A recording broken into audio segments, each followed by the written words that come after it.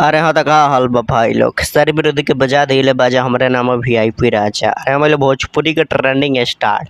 अरे हाँ, अपन हिट मशीन खेसारी लाल यादव के एक और ही ब्लास्ट मस्त जबरदस्त खतरनाक महा खतरनाक गाना रिलीज होके जा रहल बा। जौन गाना के टाइटल बा घइला के पानी। अरे हाँ, घइला के पानी पानी गाना कब तक तो कामना चैनल पे आता क तरीके रिलीज करल जाता, गाना कैसन होखेला बा पूरा फुल जानकारी मिली तोल के ई वाला वीडियो में। तो तोले ई वाला वीडियो के शुरू से लेके लास्ट तक देख लेंगे। बाकी अभी तक हमारे चैनल के सब्सक्राइब नहीं करेंगे के लिए तो अभी सब्सक्राइब करके हमसे जुड़ जाएंगे। तो भाई लोग तो सबसे पहले बता दी कि हम भोजपुरी के ट्रेंडिंग स्टार खेसारी लाल यादव और रानी एक्टर के कुछ तस्वीर वायरल होता। अरे बोलो तस्वीर निकल के आयल बा शूटिंग सेट से, जो तो लोग स्क्रीन पर देख सकता नहीं। एक ना बहुत सारा तस्वीर बा, 4-5 तस्वीर बा जो शूटिंग सेट से निकल के आयल बा रानी एक्टर के साथ और खेसारी लाल यादव के साथ। अरे बोलो रानी एक्टर के साथ और खेसारी लाल यादव के साथ ही वाला गाना बहुत ही ज़बरदस्त बहुत ही मस्त तरीका से शूट करल जाता।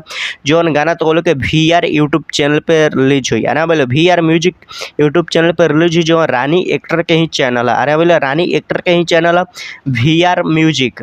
तो भाई लोग तो लोग वेट कर रहे हैं खेसारी लाल यादव और रानी एक्टर के बहुत ही ज़बरदस्त खतरनाक महा खतरनाक गाना रिलीज होकर बहुत जल्द। आने बोले बाकी बात कर ले कि हाँ गाना लिखले के बाद तो गाना VR म्यूजिक खातिर हर एक आदमी लिखेला। आने बोले हर न्यू आदमी लिखेला खेसारी लाल यादव के गाना, मतलब रानी एक्टर के चैनल खातिर यानी VR म्यूजिक खातिर हर एक न्यू राइटर के मौका दिया जाला और हर न्यू राइटर लिखल अलग तो कोई न्यू राइटर लिखले हुए हैं।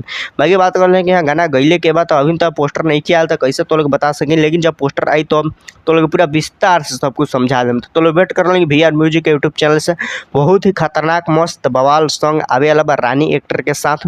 तो लोग देखे में पूरा मजा आ जाइए। हम तो लोग वेट कर लेंगे VR म्यूजिक से बहुत जल्द बड़ा धमाका होके वाला बा रानी एक्टर और खेसारी लाल यादव के साथ में। तो लोग गाना के मिस मत कर लेंगे, गाना के जरूर सुनिए। लेकिन बाकी गाना बहुत ही बेस्ट बहुत ही मस्त बहुत ही खतरनाक महा खतरनाक बा। जौन खेसारी लाल यादव के ई वाला फोटो में लौकता पूरा बेस्ट गाना बा, मस्त जबरदस्त गाना बा। बाकी तो के वाला वीडियो कैसा लगा अच्छा लगा तो लाइक कर लें, चैनल के सब्सक्राइब कर लें, वीडियो के शेयर कर लें। बाकी वेट कर लें खेसारी लाल यादव के बहुत ही तगड़ा song VR music YouTube channel पे रिलीज होके आला बा। बाकी तो लोग यहाँ तक वीडियो देखे खातिर बहुत बहुत धन्यवाद। तो लाइक सब्सक्राइब शेयर कर दें, चलो फिर मिलता नहीं।